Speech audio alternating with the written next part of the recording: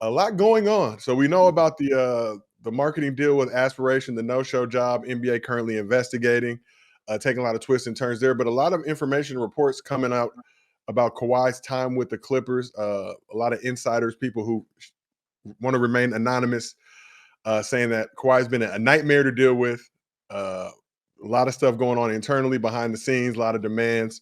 They talk about his uncle Dennis and kind of all the things going on there. I think a lot of the stuff he's asked for, not necessarily outside of the range of what a superstar of his magnitude should ask for, but Kawhi in the midst of that 3-year, $153 million contract that he signed. I think he's got 2 years left on that. A lot of reports saying that the Clippers want to, or some amongst the organization want to part ways with him. I don't look to 2027. Yeah. but just saying, the juice hasn't been worth the squeeze during his time, been hurt a lot. Obviously appeared in less than 60% of the games. I think they've only won 3 playoff series during his time in LA. Obviously, when he came, they thought him and PG were going to bring championships. Must have forgot this is still the Clippers, ladies and gentlemen. They're still the Slippers. No matter how you rebrand, reshape, new arena, whatever you're doing, still the Clippers. But yeah, so according to one Clippers insider says, quote, "This has been a nightmare. He's an incredibly talented player when he's healthy, but as everyone knows, he's rarely healthy, and his camp is just so difficult to deal with.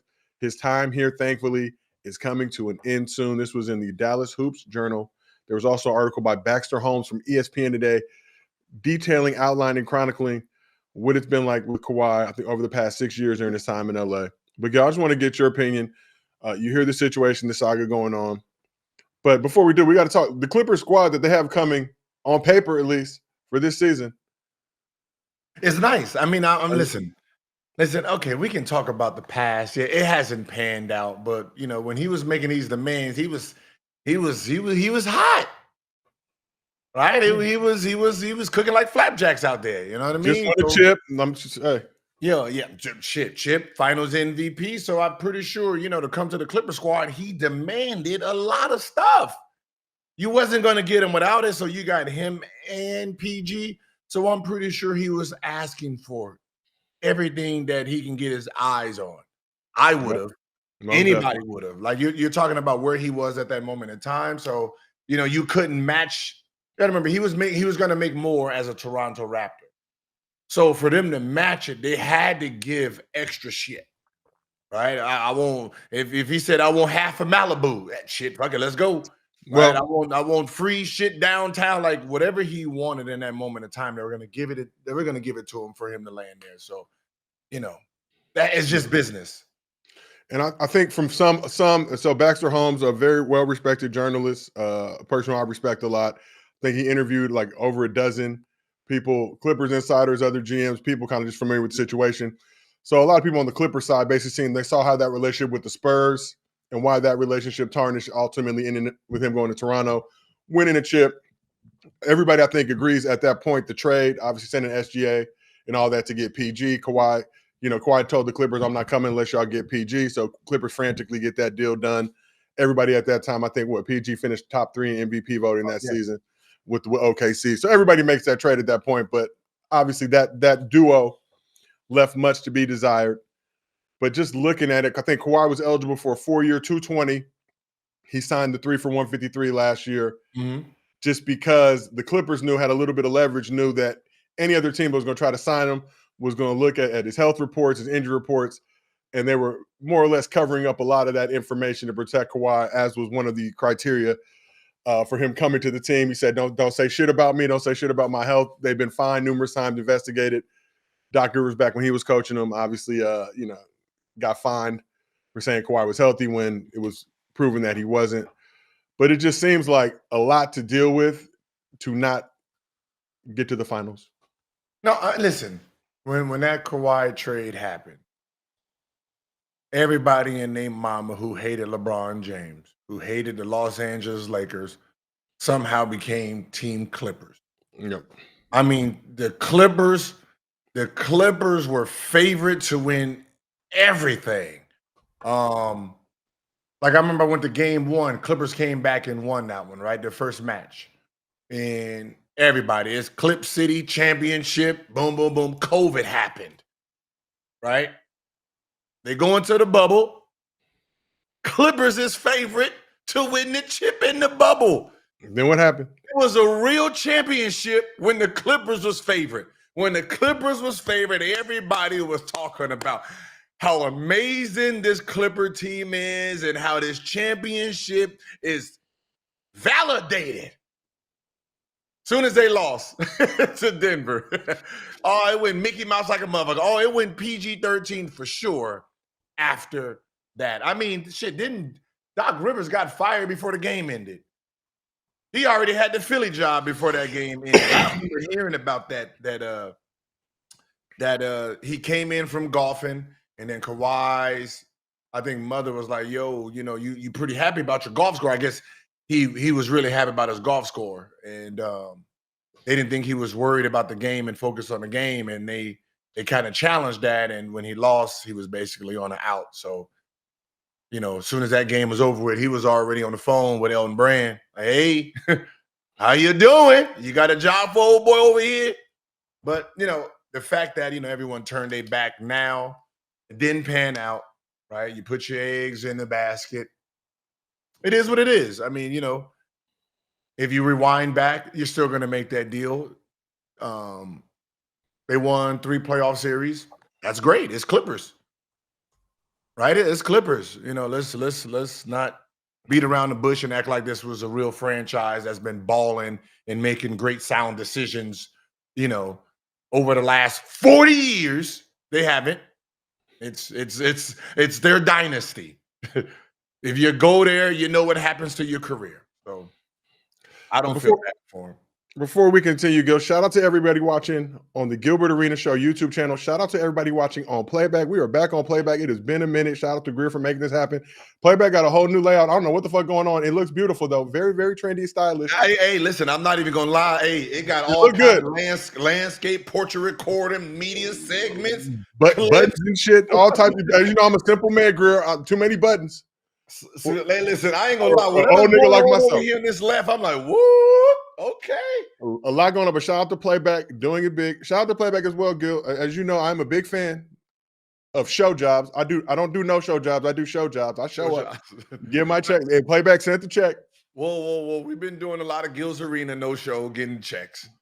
No, everything we done, resume.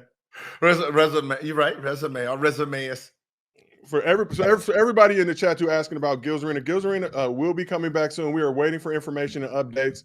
Got the other show with your buddy Skip going right now, the football show. We shall be back. Hey, let us, like, you got to pretend that we know what's going on. Yeah. We're going to be back in October between the 1st and the 31st. We should be back. I hope so. But just want to point out, shout out to everybody. Season 4 Gil's Arena, first 3 seasons in 2.5 years. Gil, you built that account to 1.13 million subscribers, over 900 million views as a result of Gil's Arena. So shout out to the football show, but just want to mention what elevated and propelled that football show to become in existence. So don't forget about us over at Gil's Arena, ladies and gentlemen. 1.13 million subscribers, 900 million views on Gil's Arena, doing legendary content. Shout out to Shakur Stevenson. Bless us with the interview that dropped today over on that channel.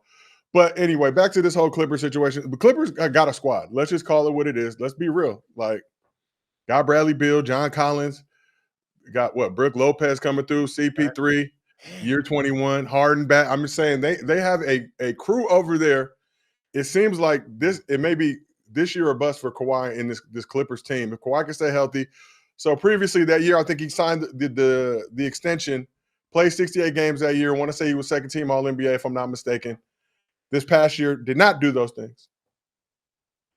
But they were talking too about the Olympics, right? So he pulled up to the Olympics. They found out that he had surgery in like May. So he showed up there, I want to say late June, early July. And the Olympic Committee didn't know about it. So the Clippers tried to vouch for him, say, no, he's good to go. They were saying he was looking sluggish out there. That's why they ended up sending him home. We saw him pull up with that baby suitcase. Yeah, he had the smaller suit. It looked like he was there for the day. It didn't look like he was making a goddamn team. I can tell you that for sure. We even called that out. Yeah, he looked like he had a whole bag. He was over there just coming in for the night. He was coming in for one night. Flew the workout to Vegas with no intention of letting her stay long. Sent her right back. This team, it just seems like this is probably the best squad that they probably had and now you have all this Kawhi drama surrounding it. And the fact that you got people inside the organization turning on him right now and throwing all that dirt on him right now. It seems like inside sabotage. Because if you really believe that your team is going to win and you believe that this is it, you're not going to be throwing all this stuff out, because when he gets back in town, he's going to be trying to find out who leaked all this stuff, who's been talking, who's been running their mouth. They need to be gone. But I think the consensus now in the field is like, well, Kawhi, you don't run shit around here anymore. Everybody seems like around the league gearing up for free agency 2027, Giannis, Joker potentially. A lot of people, I've seen reports like 8 or 9 teams are preparing to try and make these big plays for Giannis and Joker, but they can only be on one team. So a lot of you niggas is going to strike out. So a lot of you are saving money, trying to have cap flexibility, and you're not getting these dudes.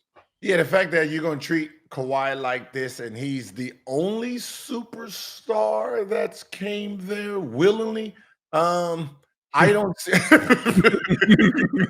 Like I'm just trying to figure out, like, when you're talking about getting someone of that stature in that jersey, and this is how you're going to end the relationship.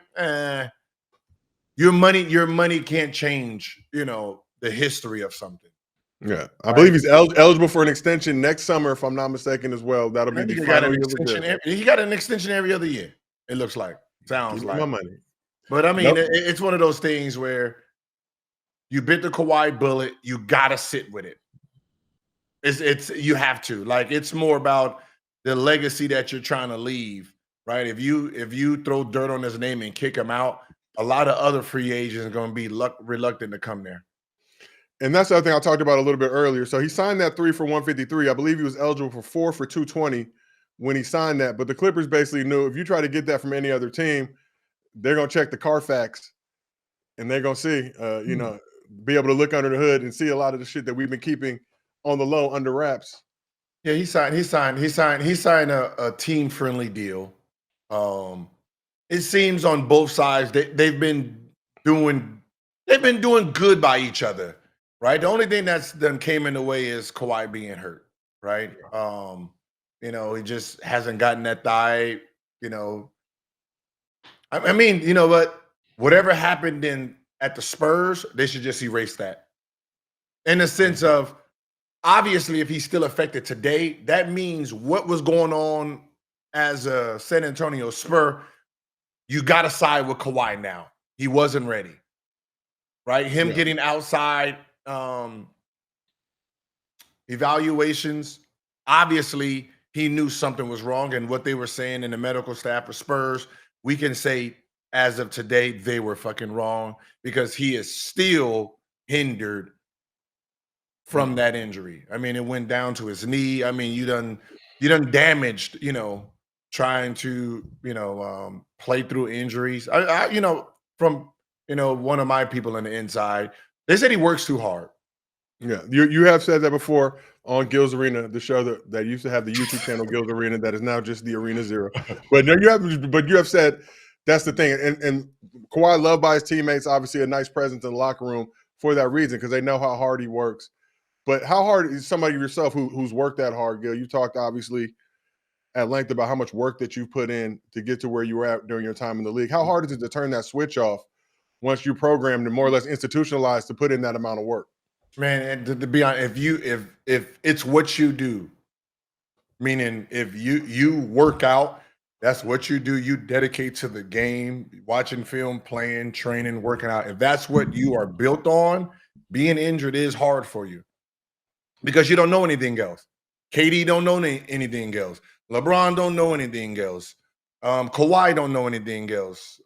Curry don't know anything else, right? Giannis, like, you got these guys that sit there and they just train all day and work all day. You take them away from the game, they don't have anything else, right? So you get depressed if you can't train and can't work out. So with someone like him, he's not resting his knee because he's in there shooting so much, right? Making sure his jumper's wet, his jumper's ready, and he's on his knees and he's on his legs more than the team would like. And he just doesn't know how to stop. And that is an issue, when you have injury to guys like that. That they're just going to keep pounding on it because they want to get their thing right. I know that's not that sounded crazy.